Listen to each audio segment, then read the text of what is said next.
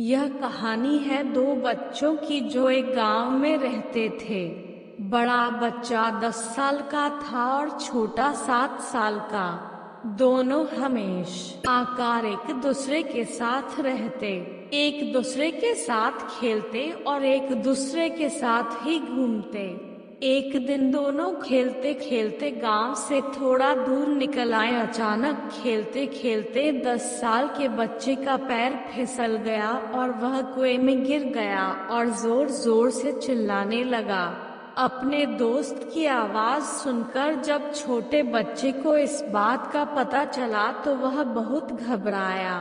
उसने अपने आसपास देखा और मदद के लिए चिल्लाया, लेकिन वहां आसपास कोई नहीं था जो उसकी मदद कर सकता था। अचानक उसकी नजर पास ही पड़ी एक बाल्टी पर पड़ी, जिस पर एक रस्सी बंधी थी।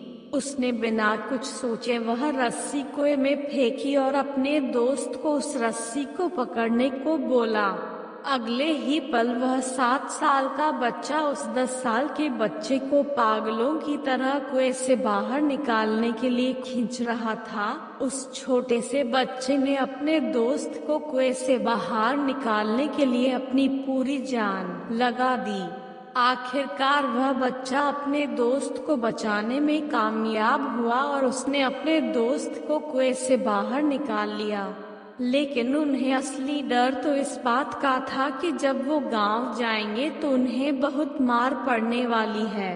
खैर, दोनों डरते डरते गांव पहुँचे और उन्होंने गांव वालों को खेलते खेलते कुएं में गिरने और रस्सी के सहारे छोटे बच्चे द्वारा बड़े बच्चे को बाहर निकालने वाली पूरी बात बता दी।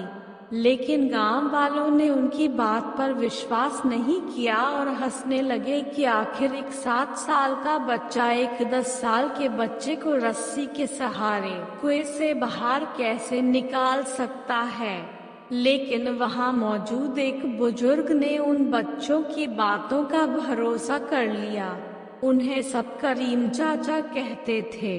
करीम चाचा गांव के सबसे समझदार बुजुर्गों में से एक थे। गांव वालों को जब करीम चाचा के बच्चों की बात पर विश्वास करने की बात पता चली तो सब इकट्ठे होकर करीम चाचा आकार के पास पहुँचे और बोले, चाचा, हमें तो बच्चों की बात पर यकीन नहीं हो रहा है। आप ही बता दो कि ऐसा कैसे हो सकता है।